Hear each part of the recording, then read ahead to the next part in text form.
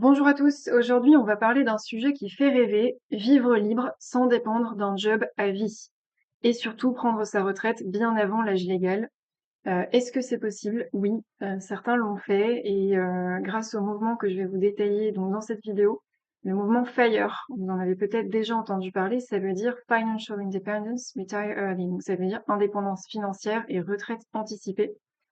L'idée de ce mouvement, c'est d'accumuler un capital assez tôt, de vivre en dessous de ses moyens, d'investir intelligemment pour que, en fait, ton argent travaille à ta place pendant ta vie active. Et avec ce système-là, certains arrivent à prendre leur retraite à 40 ans, 35 ans, voire même 30 ans. Et ce ne sont pas que des millionnaires ou des geeks de la Silicon Valley, hein, c'est vraiment des gens, des actifs en fait, hein, qui ont travaillé pendant une certaine durée, mais qui ont mis leur argent à travailler vraiment très tôt. Donc je vous laisse écouter. Retirement is not a destination. It's really a new phase of life. I wanted to work on my terms and work with the gifts that I believe that I had. In my early 30s, I came to the realization that I just could not spend the rest of my life sitting in front of a computer. We retired in our mid 30s with $870,000. And live a little bit outside of Tucson, Arizona. I'm an American expat retiree living off of about $185,000 in Dubai. I live in Pensacola, Florida, and retired at 28 years old. Voilà, donc comme je vous l'ai dit, hein, c'était des gens qui étaient juste en fait qui ont commencé à travailler et qui tout de suite ont mis leur argent à contribution. Euh, alors en France, c'est un peu plus compliqué de se projeter parce que nous, on a quand même un État qui est omniprésent et qui nous prend déjà une bonne partie de nos revenus. Donc vous savez, j'avais fait dans une précédente vidéo ce calcul-là. Je vous ai mis le lien d'ailleurs hein, dans la barre d'infos de la vidéo. Mais on voit sur ce simulateur que donc pour rappel, l'État, en ce qui me concerne, prélève 54,2% de mon super brut. Donc si on fait la différence, donc vous voyez, l'employeur m'a versé 4 478 € par mois. Sur ce montant, je ne perçois que en réalité 2 049 € par mois. Vous allez me dire, le reste à vivre reste confortable, mais c'est parce que je surveille en fait toutes mes dépenses. Je suis vraiment moi dans ce mouvement FIRE, hein, donc je suis assez frugaliste. J'essaye de rogner tout ce sur quoi je peux rogner, sans pour autant vivre comme un moine, hein, c'est pas le but. Je ferai une vidéo d'ailleurs là-dessus, hein, sur le côté frugaliste et ce que ça peut nous apporter comme bienfait. Et donc, si on fait la différence entre ce montant versé par l'employeur et le revenu net disponible, on arrive à 2 429 € prélevés par l'État, qui part on ne sait où. Alors tout le monde me dit à chaque fois à ce moment-là, dans la démonstration, oui, mais ça part en assurance, en sécurité sociale, t'es bien contente d'avoir l'hôpital gratuit, etc.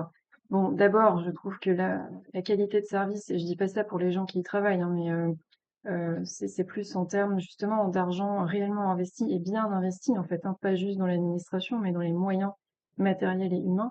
Je trouve que la qualité de service devient déplorable pour un montant toujours plus élevé qui pourtant part vers ces services. Donc on serait normalement en droit d'espérer quelque chose au contraire de meilleur, mais c'est pas le cas. Et donc parenthèse fermée, mais donc sur ces 2 429 € qui partent à l'État, imaginez que en fait cet argent soit disponible pour nous, que je perçoive bien 4 478 € par mois. Il faudrait certes que une partie de la différence aille dans des assurances privées, ce genre de choses. Mais justement, si on prend en compte ces 2 429 € de différence, on se dit, allez, il y a 1 429 € qui partent dans des assurances, etc. Je suis volontairement pessimiste, hein, parce qu'en vérité, je pense que c'est beaucoup moins.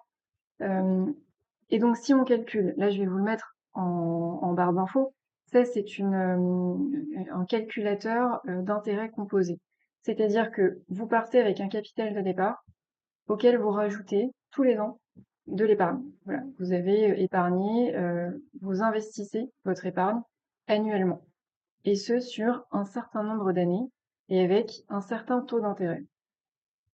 À combien vous arrivez au final? Voilà, c'est très simple. Donc moi, par exemple, je mets en capital de départ, moi j'ai 250, mais hop, je vais mettre 200 000 qu'on puisse un peu plus s'identifier. Apport annuel. Donc là, eh bien, on prend sur les 2429 € que l'État me veut tous les mois. Imaginons que je puisse mettre 1000 €, enfin 1000 $ en l'occurrence. Mais encore une fois, hein, c'est l'hypothèse basse parce que en fait, je pense qu'on peut mettre bien plus. Je considère que là, mettons, je suis à mes 25 ans. Allez hop, j'ai 25 ans, j'ai 20 ans sur lesquels eh bien, je peux tabler sur 1000 $ par mois et je vais mettre 7% de taux d'intérêt des marchés, sachant que bon, c'est potentiellement un peu plus élevé, hein. Là, c'est comme je vous ai dit, c'est que des hypothèses basses. Et donc, sur cette base de départ, considérant 1000 $ par mois, donc c'est en fait ce que l'État nous vole, hein, ni plus ni moins, enfin moins même d'ailleurs, parce que l'État nous vole beaucoup plus, 20 années à investir et taux d'intérêt moyen 7%. Eh bien, vous pourriez prendre votre retraite à l'âge de 45 ans, parce que là, on part de l'hypothèse qu'on a commencé à investir à 25 ans, avec 817 000 $ en poche. Donc, vous partez bien plus tôt, donc vous gagnez en termes de capital de vie, hein, le temps passé, c'est ce qu'on a de plus précieux sur cette planète. Vous gagnez en termes de montant parce que vous vous êtes constitué un patrimoine, et vous gagnez parce que en fait, ce montant-là, il est déjà investi. Et donc, je vais vous expliquer ce qui se passe avec le mouvement FIRE. Le mouvement FIRE, alors vous connaissez peut-être pas très bien, c'est en fait une base de calcul qui vous pousse à vous poser la question de votre nombre de libertés financières. Voilà, il s'agit de savoir de combien d'argent vous allez avoir besoin pour couvrir vos dépenses annuelles de manière durable, et ce sans impacter votre capital de départ. Votre capital de départ, donc je vous rappelle, hein, là vous avez 45 ans, vous prenez votre retraite avec 817 000 $. Le but du jeu, c'est que en fait ce nombre-là, vous ayez pu le définir à l'avance en vous disant, OK, je connais mes dépenses annuelles, je sais que ce montant va me permettre de rentrer dans mes dépenses sans toucher à ce capital de départ. Et donc moi j'ai fait l'exercice. Là donc c'est mes dépenses telles qu'elles sont actuellement. Donc j'ai détaillé hein, tout ce qui est loyer, carburant, entretien de la voiture, enfin vraiment tout ce qui relève des charges.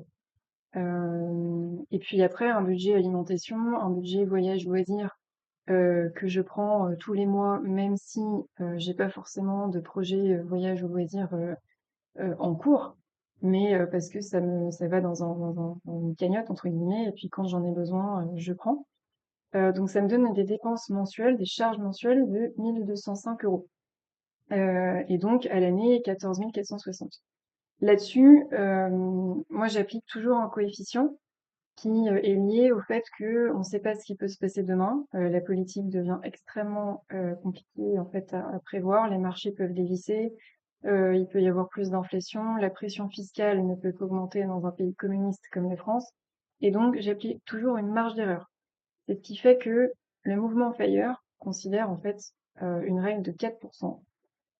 C'est-à-dire que selon eux, on peut retirer annuellement 4% d'un capital de départ placé sur une allocation sans risquer de consommer entièrement ce capital. Donc par exemple, vous pouvez partir avec 1 million d'euros à la retraite beaucoup plus tôt que prévu. On considère que vous pouvez prélever 4% de ce million d'euros par an. Donc c'est-à-dire 40 000 €. Parce que ça va se renouveler par les intérêts composés, par les dividendes que vous allez toucher, etc. Et donc le risque que votre capital arrive à zéro est faible, si ce n'est nul.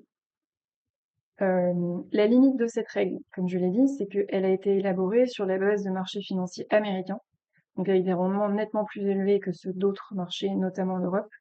Et c'est une règle qui ne tient pas compte des variations de dépenses, comme les frais médicaux, les grands projets de voyage que vous pourriez avoir, etc. Et donc elle peut ne pas convenir à des horizons temporels supérieurs à 30 ans. Donc c'est pour ça que moi je recommande, et c'est ce que j'ai fait ici, d'appliquer un taux plus conservateur, plus minimaliste, de 2,15%. Donc c'est ce que j'ai fait là, vous voyez sur cette formule ici. j'ai multiplié mes dépenses annuelles par 1 divisé par 1 divisé par 2,15%. Ce qui me donne mon nombre de liberté financière. Il faudrait que je puisse atteindre 672 000 euros d'ici à pouvoir prendre ma retraite. Et là, je peux me dire que je peux couvrir mes dépenses annuelles sans toucher à mon capital de départ et tout en gardant une marge de manœuvre en cas de coup dur. Donc, c'est ça en fait le mouvement FIRE. Je vous conseille, vous, de faire aussi ce calcul, déjà cette décomposition de vos dépenses, mais ça, j'y reviendrai dans une prochaine vidéo. Je vais vous montrer, je vous ai fait un budget, en fait, comment dire, un fichier Excel de budget pour que vous puissiez suivre vos dépenses.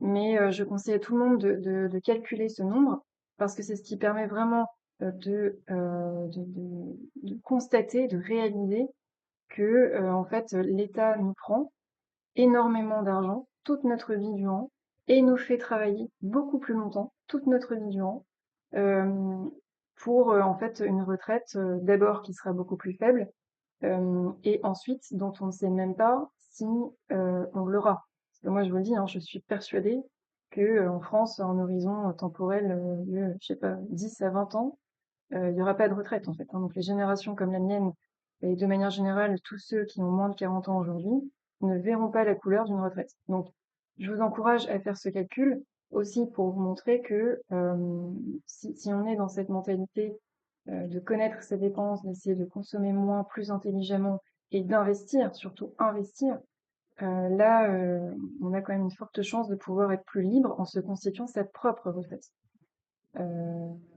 Voilà, donc c'est ça pour moi la liberté.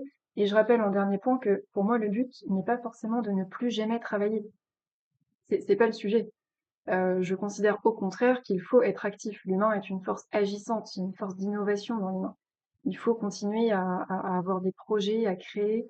L'idée ici, c'est de ne pas dépendre d'un travail, d'abord, de pouvoir travailler par plaisir, de lancer un projet, de voyager, s'occuper de ses familles, etc.